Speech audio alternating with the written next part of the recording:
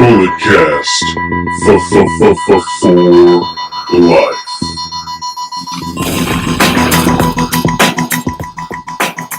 Hello, ladies and gentlemen. Welcome to the Bulletcast on the Sports Recreational Podcast. It's simply just too sweet. I'm your host, Philip Antwine, the Podfather and the reigning, defending, undisputed Bulletcast champion. I'm joined on the line by the Canadian Destroyer, Brandon. How's it going there, guy? I'm going good. If I do recall, I thought we were supposed to put the title up on the line for the Super Bowl, and I picked the Eagles, and the Eagles clearly won, so I think I should be the champion again. I mean, the title's only defended for professional wrestling events. Well, you should check the tape. I'm pretty sure you agreed to the terms. I'm pretty sure I was joking. Check the tape. All right. Well, let's get into this performance-enhancing audio. UFC 225 in Chicago. CM Punk, he is fighting that day. Are we excited? I'm excited. Hopefully, they have a decent main event to make it worth my while, because CM Punk, as much as I love CM Punk, one of my favorite wrestlers of all time, I don't want to see him get beat up again. Hopefully he does a lot better. He's not getting any younger, but he's supposed to face some dude who's 0-1, so I don't know how that's going to turn out. Yeah. I mean, if Punk loses this one, is that the wake-up call to come back to the pro wrestling business? I don't know. I mean, he's talked about how WWE kind of beat the love for pro wrestling out of him, so I don't know if he really has that itch right now. Maybe if he does quit MMA, I mean, maybe he'll never quit doing MMA training, but he'll quit being in the UFC, and I hope one day he comes to WWE, or not even WWE, just pro wrestling. Maybe he goes back to ROH, or he joins New Japan or something. Yeah, Punk, we need you, my man. All right, let's get into something that's been very interesting as of late. Booker T, quote unquote, wants to fight Corey Graves. Booker T said on his radio show that if he ever ran into Corey Graves, it doesn't have to be at a venue or an airport, but if he ever ran into him on the street, that he'd beat him up. And then Corey Graves, he made light of that on Twitter and on commentary to Jonathan Coachman. What are your thoughts on this? I mean, I've heard some things of that. There's some tension there. Like, they don't really like each other that much. I don't know if they're playing it up a ton on TV and stuff just to kind of get the internet going. I don't think we're going to have a match at WrestleMania. I don't know if they would want Corey Graves to get cleared for that, because the whole reason he's an announcer is because he has concussion issues. Exactly, yeah. I mean, first, I'm always on Team Corey because he's great as a commentator, but now I'm kind of on Booker's side because Corey's kind of being a little bit of a dick to Booker, and like towards the end, they were just kind of looking for ways to make fun of Booker T. Instead of, making fun of him, why don't you try to help him and I mean, I don't know exactly what's going on backstage if Booker is just being lazy and doesn't, do his homework and all that stuff. If that's the case, then, trying to give him a hard time, but don't make it too obvious. And because sometimes it will detract from the television project, and that's ultimately what you're supposed to be there for as a commentator, is to make the TV show as best as possible. And when you're burying the other commentators, that doesn't really do anybody any good. As long as Booker's coming to the Bay next month, maybe we can go and ask him. You never know. All right. I don't want Booker T to beat me up. All right, Kurt Angle teases the return of the Wrestling Machine. That was his character through 2006, where he really didn't talk much. He was just a badass in the ring, a real wrestling cyborg. On Instagram, he put up a picture of him during that time, and he said, "The Wrestling Machine was one of my favorite characters. Will it return? Stay tuned." I mean, the Wrestling Machine was 12 years ago at this point, and we've seen him in 2 matches so far, and I have not been very impressed of what he's been doing in the ring. I know he was supposed to come back at WrestleMania this whole time, but then circumstances with everyone being sick, he had to come back early. But I mean, he's getting old. He has a bad neck. I don't have faith, and I don't really want to see Kurt Angle wrestle every other week, or I don't think they do that. But have all these badass matches, because I just get sometimes when people do scary moves like a moonsault off the top of the cage, I don't think about the match anymore. It's just don't die. That's all I care about. Exactly. I would love to see Angle return with that type of character, but not every week, not every other week. Very limited. Maybe once every other month or something. I don't know. But I mean, I don't think his body can handle being the quote wrestling machine, because we've seen him in the two matches, even in a Survivor Series match, he wasn't fantastic. He was going up against Shane McMahon, which Shane McMahon is not a great opponent for him, but Hey, King of the Ring all those years ago. Speak for yourself there, guy. That was like 15, 20 years ago. Shane McMahon was at least in his athletic prime, where he can take crazy bumps. He can't do that anymore. All right, moving on. The Miz finds a new WWE deal until 2022, so we get the Miz for quite some time. Well, that's great for us. I mean, Miz is he might be one of the biggest stars they have, just because he's such a crossover star. I see him on ESPN doing stuff. He's always on MTV doing like Challenge and Real Housewives, whatever, the Real World shows and stuff like that. So he's a big crossover star, and he's not that old. I mean, I don't know exactly what he is, in mid-30s or something like that. So another 5 years that he can sign a part-time deal, or maybe even the way he wrestles, he doesn't take too many crazy bumps and has these badass matches. He can go full-time till like he's in his mid-40s. Yeah, but apparently they wanted Miz to sign longer, but they agreed on this. I mean, Miz, nice homegrown talent they got.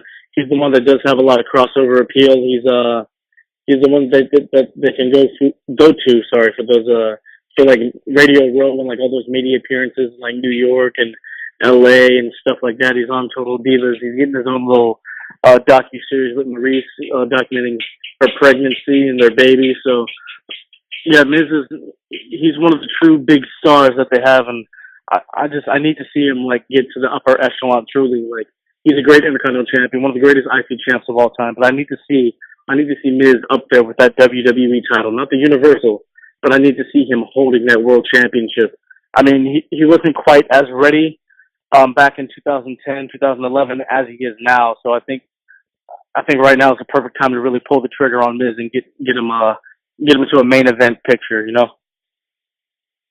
I'm a fan of the Miz. I like the work he's doing. I like him as a person. I see him on Total Divas. He seems like a cool guy. I'm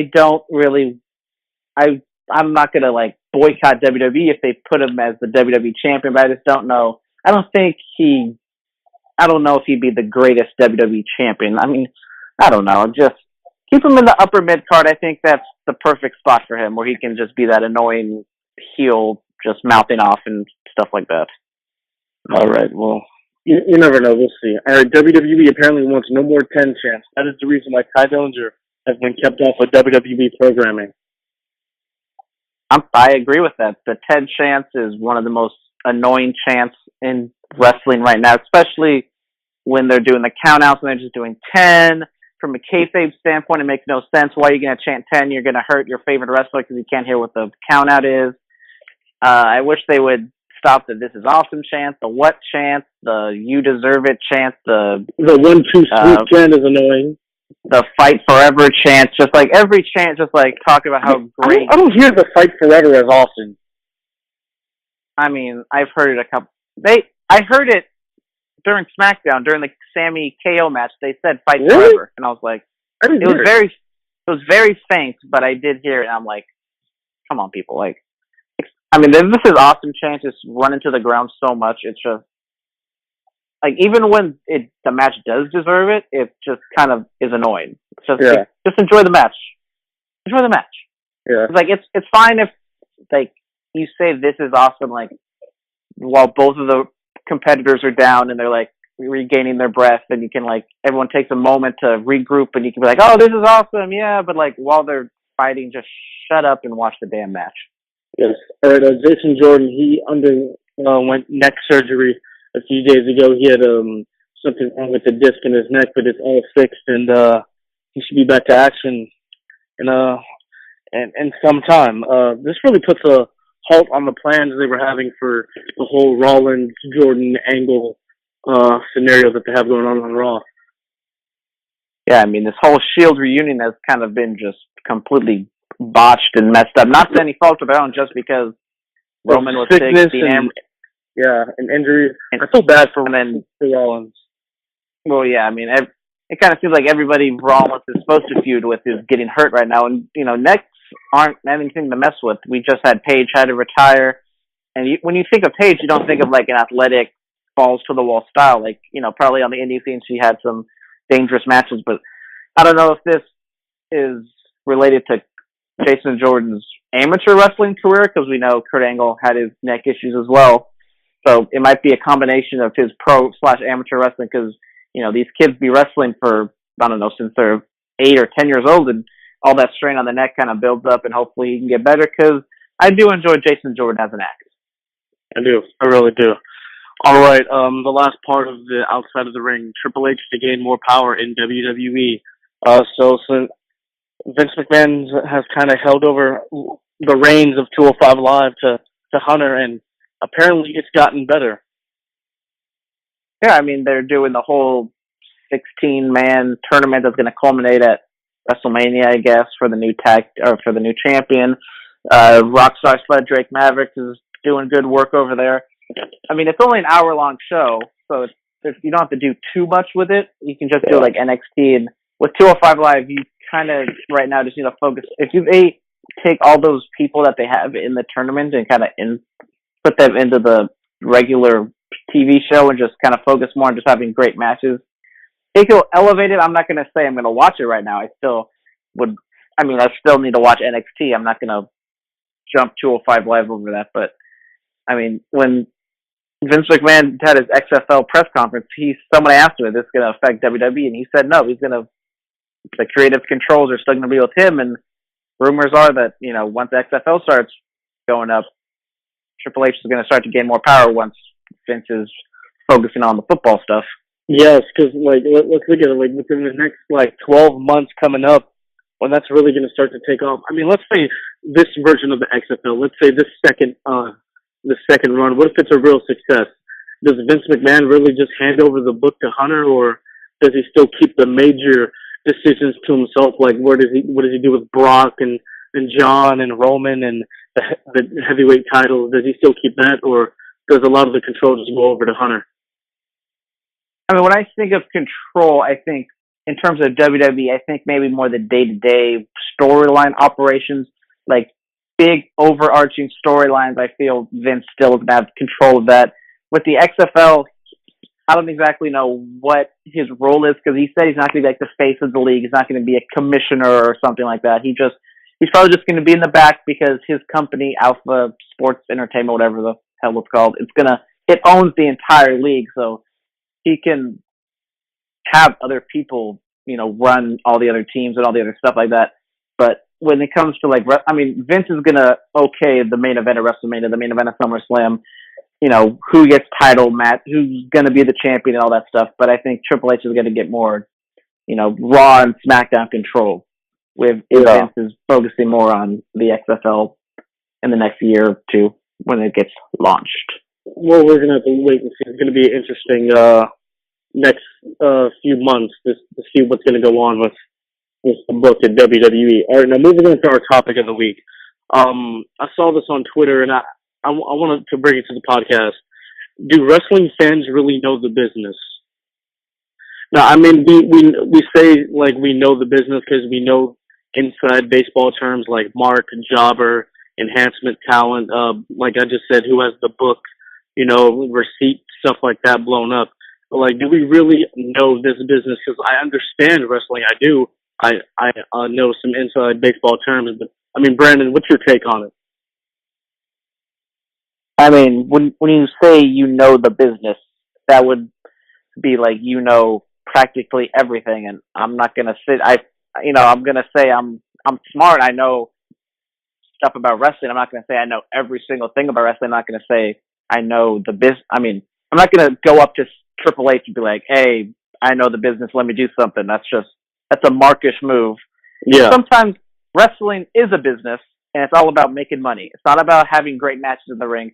That can lead to better money, but when wrestling fans are like, "Oh man, that match sucks," blah blah blah. It doesn't matter what the quality of the match is. It all just comes down to money, what the gates were, how many people were in the building.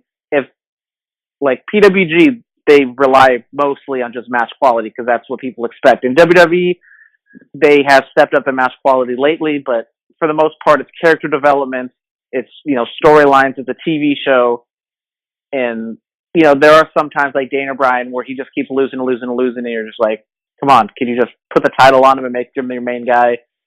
And then that draws some people away. But what's your take, what's your definition of knowing the business?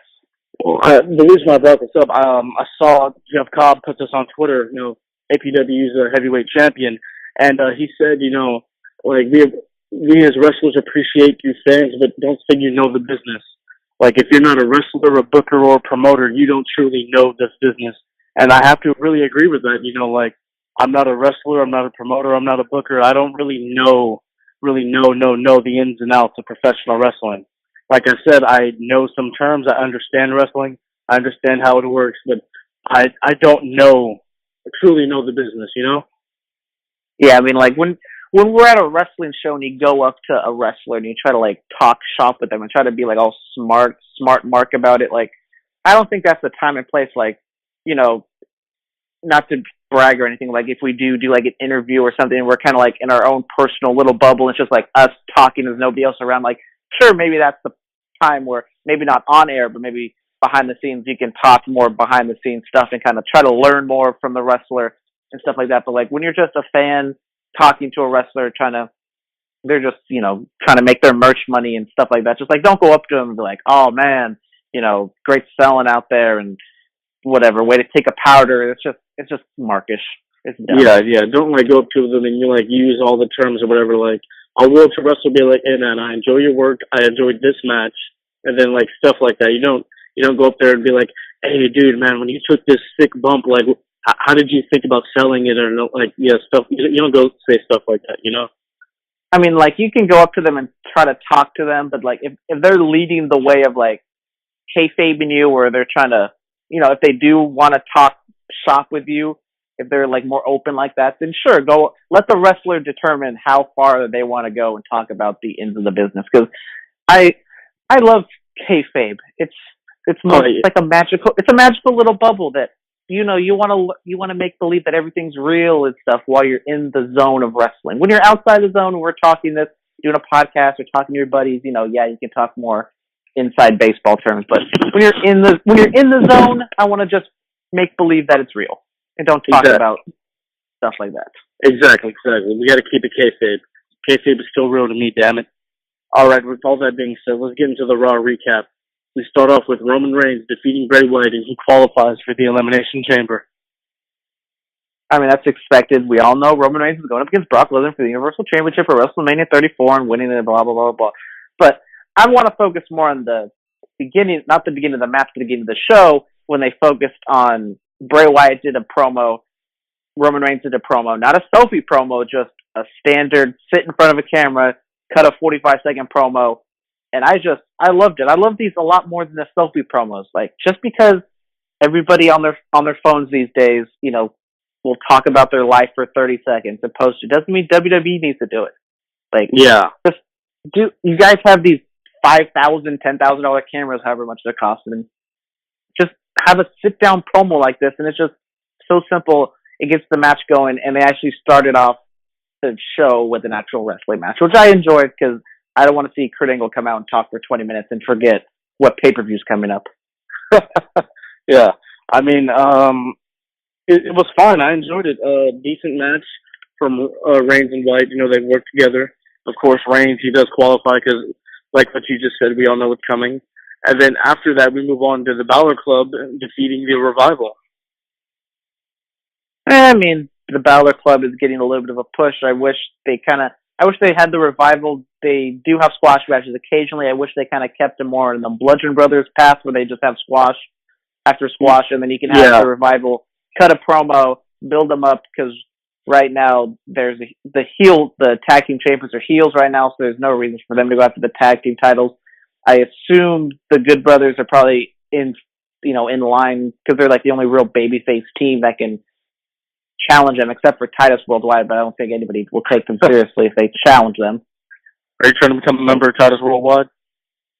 I mean, if they give me an offer, I might have to contemplate signing with them, but they haven't. No emails have come my way or any faxes so far. Yeah. All right. Let's get to the Alexa Bliss promo with Kurt Angle. This was really well done. Really, she really modernized. I don't.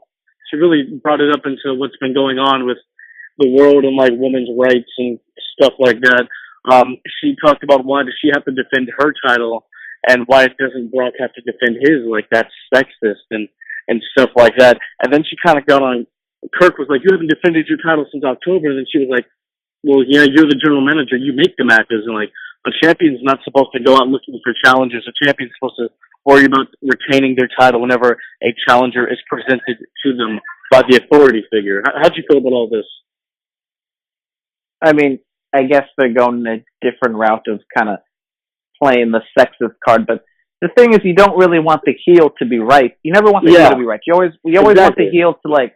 You want like to like you want to know where they're coming from. Like, okay, I see what you're trying to do here, but you're wrong. That's not. But I'm not saying Alexa Bliss was totally 100% wrong. Because I'm more in fault with Kurt Angle. Like, he didn't shut down her argument like I think he needed to. Just be like, Brock defended the title at Royal Rumble. You didn't. So Brock's not going to defend at the Elimination Chamber. So now you're going to do it. Yeah, exactly. Going back to it, somebody was like, she's kind of like Edge where she's right. And like, the thing about Edge was like, Edge, he was technically right. He was right on technicalities that like bettered him out. Like, yeah, this happened, but technically this shouldn't have happened. So I'm right. In this case, Alexa Bliss, she's just flat out like, she's just right, you know? Yeah, I mean, I'm not going to say Alexa Bliss was completely right, but I don't know. I mean, it was just, it was a nice promo. Everybody, well, except for Kurt Angle. I mean, Alexa Bliss did her part well. Kurt Angle, I mean, I don't know what's going on with him. I hope it's not like concussions or CTE or stuff like that. Just like him forgetting the Elimination Chamber name, just like, I don't know what to do with that. Just, Kurt, come on. The whole reason you're out there is to like announce the Elimination Chamber match. Yeah. I don't know. We'll see. All right, Asuka goes on to defeat Bayley. I thought it was a good match. Not as good as the match last week against Sasha Banks, but I do think Asuka is going to jump ship to SmackDown and challenge Charlotte. So I don't know. I mean, they're probably going to have Asuka just run through the whole division, which I don't know if that's the best move. But if it just results in Asuka having badass matches every week, I mean, I can't not. I mean, I'm going to like the matches. I'm not going to agree with the reasoning behind it to build up Asuka so much, because then when she just leaves to SmackDown, she just leaves a scorched earth of beating everybody, and we're like, okay, I guess, SmackDown has the much better division because Asuka just ran through everybody here. Yeah, you're right. I mean, we'll see what they get through with that. I did like the backstage segment with Alexa or Bayley and Sasha Banks. It was a little awkward with Sasha watching the match on her iPad like at a sharp 90-degree angle, because nobody watches an iPad like that. But besides that, it's kind of building up the tension between them. Sasha kind of showing her true colors of like saying that she's better than Bayley, and Bayley kind of, knowing that Sasha has that bitchy side of her, but kind of still being her friend, but going back and forth competitively, like, no, I'm the best because I beat you a couple times, it. And it's just setting the groundwork for something down the line. We don't know what's going to happen, but something might happen. Maybe it'll culminate at the Elimination Chamber. Yeah, I mean, like I said, I need that 2015 Sasha Banks. I need that heel Sasha back. And, I said this months and months ago, a breakup between Sasha and Bayley, the breakup of the friendship would be Mega Powers or Jace. I'm not saying it'd be, exactly the same thing or as big as that, but just, a nice little something to get fans excited for two fan favorites who aren't really doing nothing at the moment. Yeah, it's a shame of what they've done with Bayley, because Bayley could be the top star, possibly in the company. She should be like the female Daniel Bryan or something, the underdog or something. I don't know. I haven't lost faith in Bayley. I just have lost faith in them doing right to Bayley. And creative, yeah. All right, moving on. Shame. The Miz defeats Apollo Crews and he qualifies for the Elimination Chamber as well. I mean, good for Miz. Do we really think Apollo Crews was going to beat the Miz? You never know. Well, I mean, there's a whatever second chance challenge going on next week. So. Oh yeah, you want to get into that? Who's all on that? Wyatt, Matt Hardy, Balor, and Cruz, right? Yeah, I mean, out of all of them, you would think it has to be Finn Balor. If that he's clearly the strongest person out of all of them, you would think Finn or Bray and Hardy are gonna like fight themselves, do something like brawl backstage, and then they can have Cruz Finn and Apollo go at it.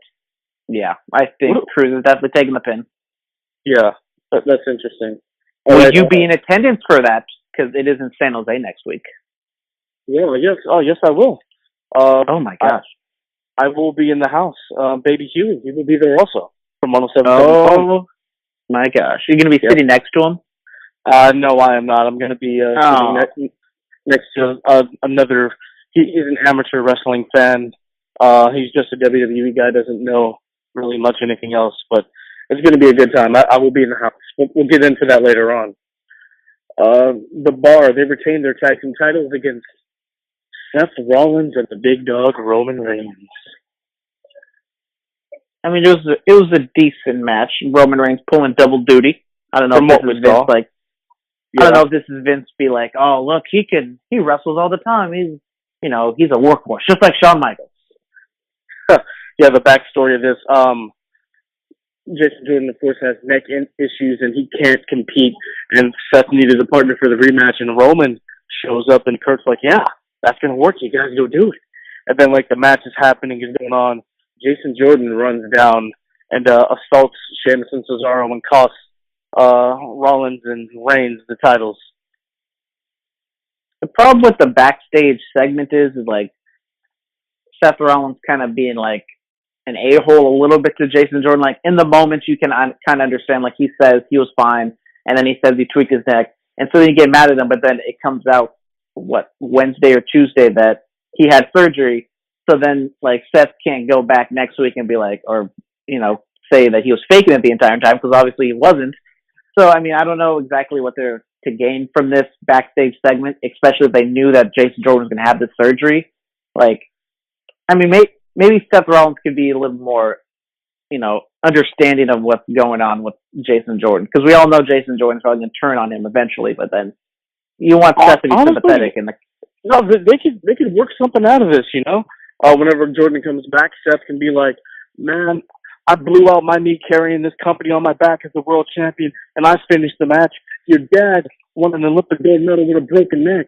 Your dad wrestled Brock Lesnar in the main event of WrestleMania 19 with a torn up neck, and you couldn't come out here and help me in a tag match."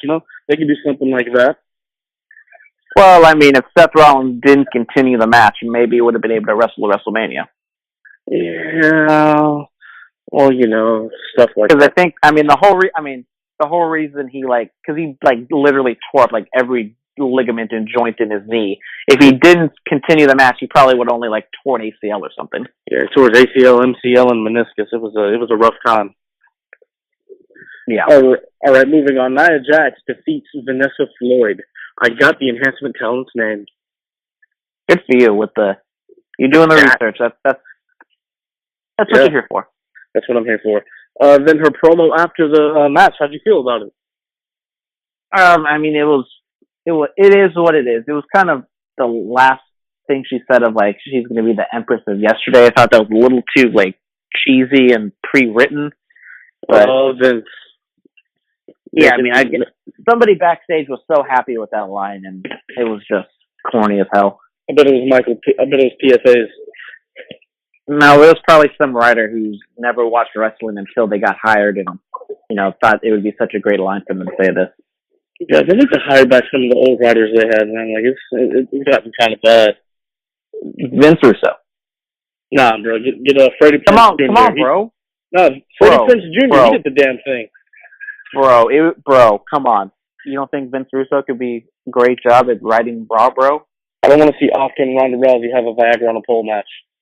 Or tampon on a pole match, or whatever the hell. Come on, bro. I'm telling you, Freddie Prinze Jr., if they hire that guy back, he wrote the whole story for Jeff chasing the championship back in 2008 and finally winning it at Armageddon in 2008. He wrote that whole little story, and it was nice. I loved it. I enjoyed everything about it. Let's get him back. back on the writing squad, you know? Bring back Jimmy Jacobs. Jimmy Jacobs was good, but he took a picture with the enemy and got fired. Yep, don't take selfies, kids. Yep. All right, Mickey James defeats Sonya Deville for the kiss.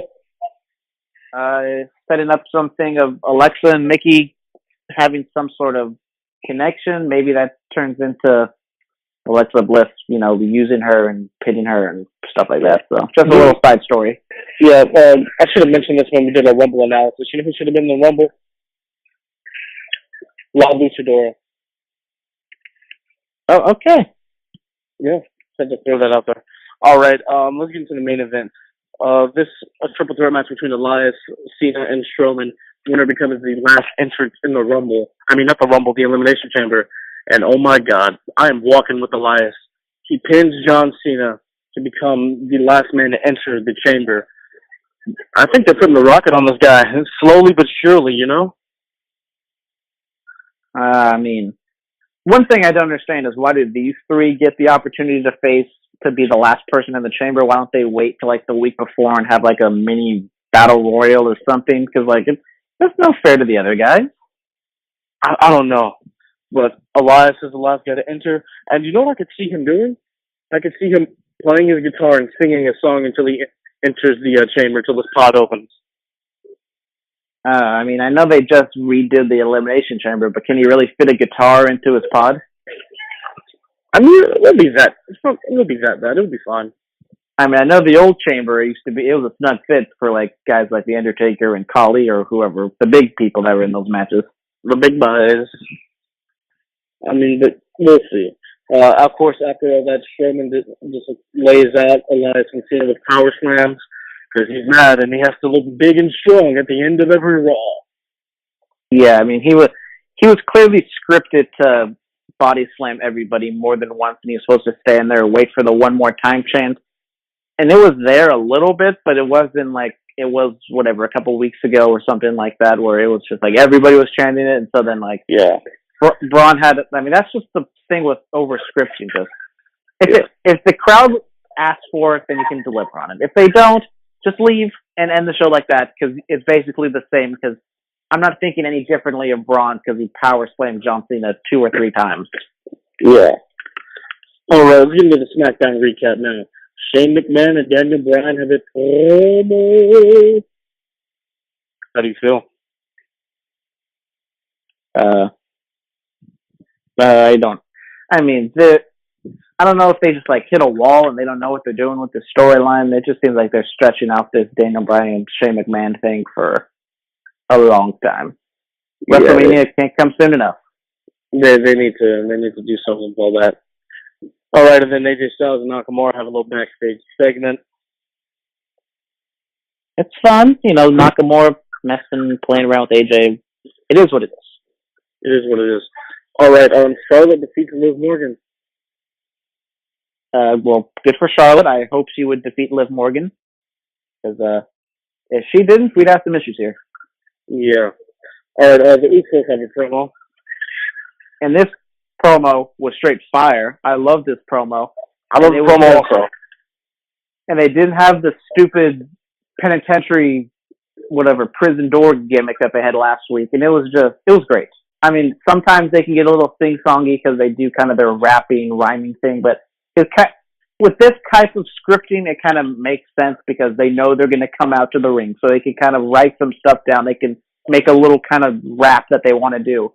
So with this kind of promo scripting, it makes more sense than whatever all the like Nia Jax saying right after a match, having a clever line at the end. Yeah. All right.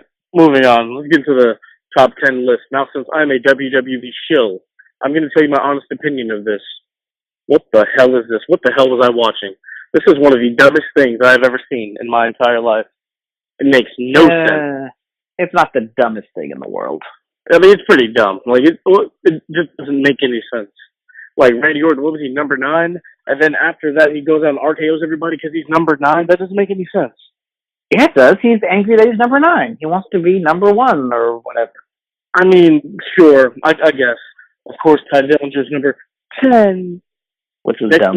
As a residential sports fan, there's a lot of rankings, especially in college, where there's like actual rankings to tell who's where and everything like that.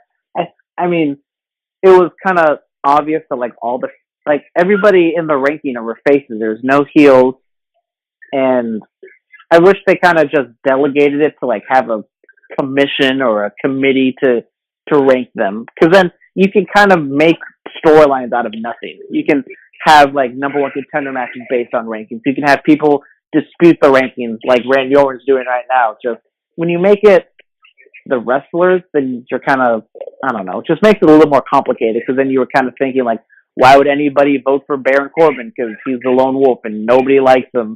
Why would he be in the top 10?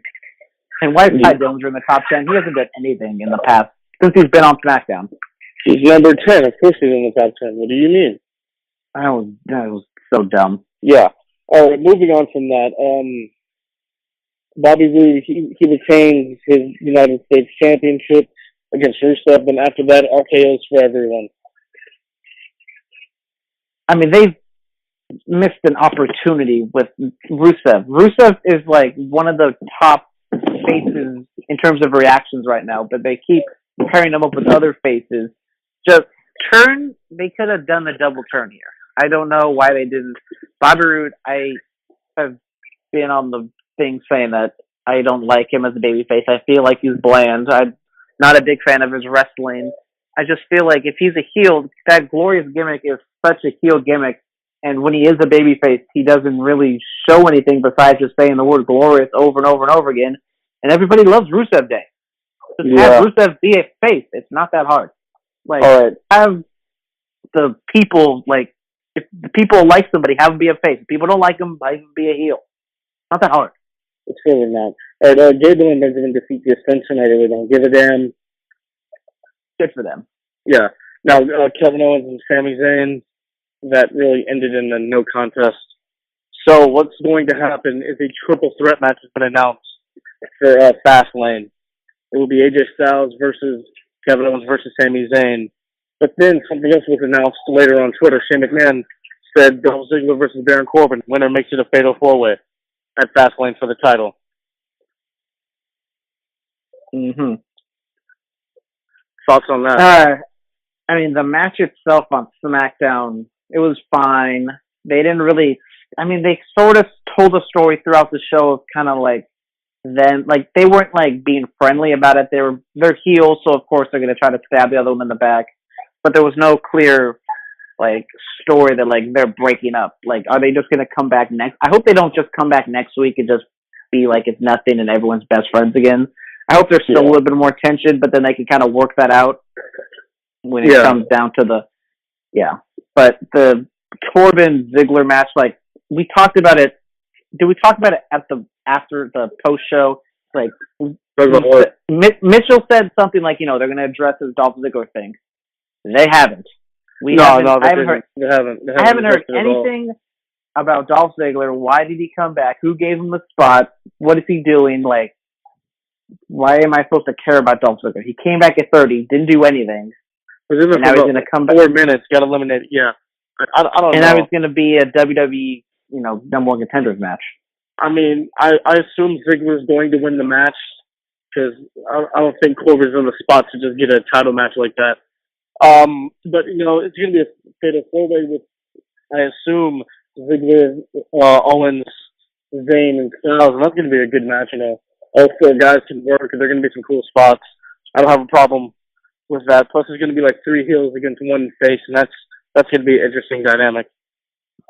Well, rumor on the street is that originally it was supposed to be a five-way. Yeah, since he was supposed to be in there. So maybe Randy Orton, who's been RKOing everybody, maybe he comes out RKO's the winner, and then RKO's the loser, and for some reason he gets a title match because, it's a land of opportunity.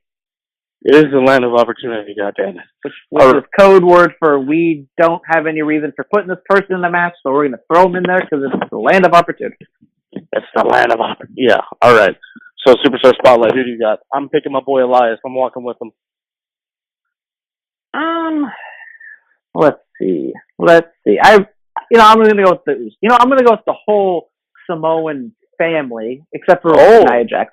That's why I didn't like Nia Jax's promo, but I will go with Roman Reigns. Going with the bloodline. Begrudgingly, and the Usos, because I did like Roman Reigns' little promo. He did pull double duty, having 2 good matches, so I'll go with Roman and the Usos. I enjoy it. I really enjoy it. Ladies and gentlemen, it is Black History Month, and I said I would be doing a Black Power ranking on each regular episode of the pod until the month is over. So here we go. Number 3, I was watching NXT on Wednesday. Bianca Belair, she impressed me, you know. Of course, she was in the Mae Young Classic. She was a darling in that. She had a nice She's the one with the hair. Yeah, one with the hair. She had a nice little squash match on NXT. It was fine. I guess they turned her heel because she looked pretty mean, looked pretty bad. From Monday Night Raw, Cedric Alexander with his win along with Mustafa Ali. Cedric, he's always impressed me. I've been a fan of his for about 4 years now, watching him on the indie scenes and stuff like that. I hope he advances in that cruiserweight tournament. Honestly, I hope they put the strap on him. All right, my number 1, I'm going Jason Jordan for his role and costing Rollins and Reigns the tag titles. He plays his role very well. Unfortunately, he had to have neck surgery. Jordan, you're number 1 on the Black Power ranking this week. Get well soon so you can have more of those hilarious but kind of stupid antics that you do. All right, promo pick of the week. You ready for this one? I don't know. Am I ready? I don't know.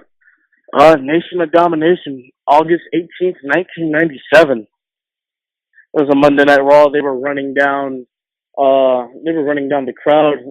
Rock was talking about racism and prejudice and stuff like that, and it was an interesting promo.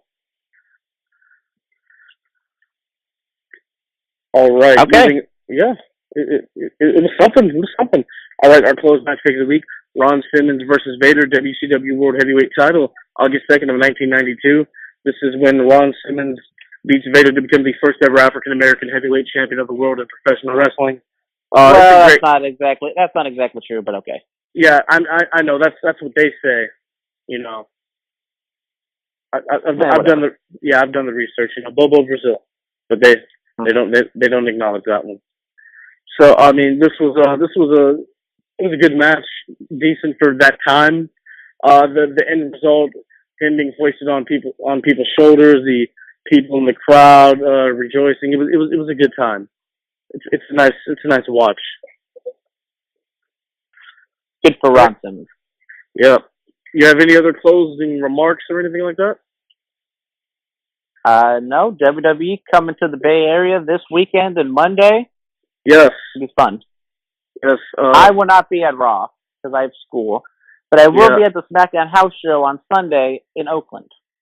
Oh, you could probably do a little phone pod and you tell me how that one goes or how it went. Well, I might be writing up a report and I can send it over to my boy Wade Keller and you can see it on pwtorch.com. Oh, wow. Nice. Yes, I will be at the SAP Center for Monday Night Raw. I will be in the house. If you see me, come say hello. Come say you hate me. I don't know. Whatever you want. This past Wednesday, we celebrated the 1-year anniversary of the pod. Our lost, forgotten episode of a draft that Brandon and I did has been uploaded on the YouTube channel and wherever you listen to us. So go listen to it. It's an interesting listen. It's dated, but it's interesting, you know? I mean, I think, I forget, I haven't listened back to it, but I feel like I drafted Adam Cole or something like that, and we talk about him being like ROH champion or something like it's bad. It's like June 21st, 2017. It's back there. It's old. But I drafted Brock Lesnar, still was the Universal Champion, so that's not dated. Yeah, that's nothing new. All right, you can follow us on Twitter at Bulletcast, Instagram The Bulletcast, YouTube channel The Bulletcast, Facebook is Bulletcast. You can email us Bulletcast2 as in the number 2, sweet SWEET at gmail.com. We're on SoundCloud, iTunes, Stitcher, TuneIn, Google Play, Grinder, BlackPeopleMeet.com, Christian Mingle, all those other sites also. So without further ado, I guess it's time to wrap this one up. I am at Albany High School at Girls NCS for wrestling, so I got to go coach a match or two. I'll see you later there, guy. All right. Goodbye and good night. Thanks. Bulletcast for life. Cody Rhodes representing the Bullet Club. This has been a Bulletcast. Thank you for listening.